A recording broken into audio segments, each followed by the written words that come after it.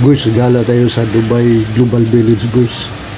Ito ho yung dinadayo ng mga tao dito sa Dubai sa oras sa gabi. Andito po lahat yung mga foreign architecture, foreign cultures, cuisine, shopping, or art shows. At bawal ito, guys, pag pumasok ka dito, bawal yung magsuot ka ng sleeveless shirts and short skirts. Bawal yun ang dito.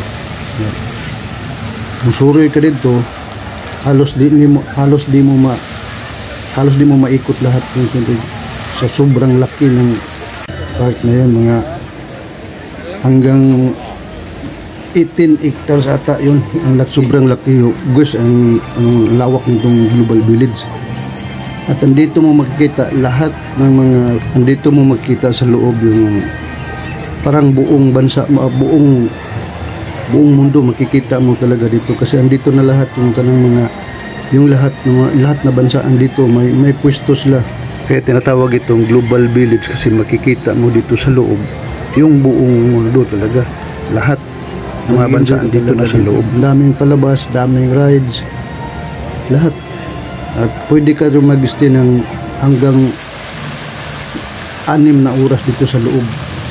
Ang pinaka-minimum na pag-stay dito ay 3 oras lang talaga. Pero pag gustuhin mo hanggang sa pag-close nila, panggabi ito nga pang-apart na panggabi. Daming mga tao, halos lahat ito yung mga lokal na mga Arab, andito talaga sila pupunta. Halos kada gabi. Daming mga Pilipino din sa loob dito.